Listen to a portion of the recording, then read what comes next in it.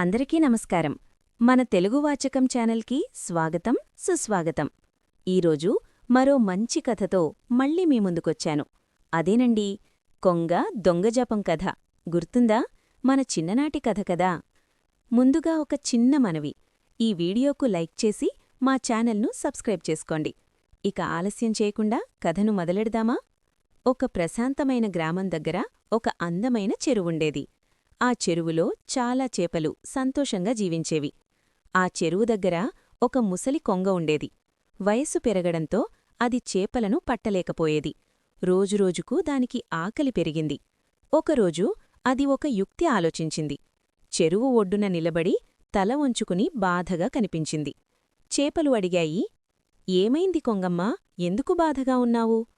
కొంగ మృదువుగా చెప్పింది, "ఈ చెరువు త్వరలో ఎండిపోతుంది. మీరందరూ ప్రమాదంలో ఉన్నారు. నాకు చాలా బాధగా ఉంది." అమాయకమైన చేపలు భయపడ్డాయి. కొంగ మళ్ళీ అంది, "నేను మీకు సహాయం చేస్తాను. దగ్గరలో ఒక పెద్ద చెరువుంది. ఒక్కొక్కరినీ తీసుకెళ్ళి అక్కడ వదిలేస్తాను." చేపలు నమ్మాయి.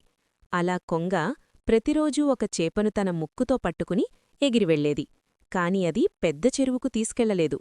దూరంలో ఉన్న ఒక రాయిమీద కూర్చొని ఆ చేపను తినేసేది. ఇలా చాలా చేపలు నశించాయి. ఒకరోజు ఒక తిరివైన ఎండ్రకాయ ముందుకు వచ్చింది. "నన్నూ ఆ పెద్ద చెరువుకు తీసుకెళ్ళు" అంది. కొంగ దాన్నికూడా తీసుకుని ఎగిరింది. ఎగురుతుండగా ఎండ్రకాయ అడిగింది, "ఆ చెరువింకా ఎంత దూరం?" కొంగ నవ్వుతూ చెప్పింది, "ఏ చెరువు? మిమ్మల్ని నేను తింటున్నాను." అంతే.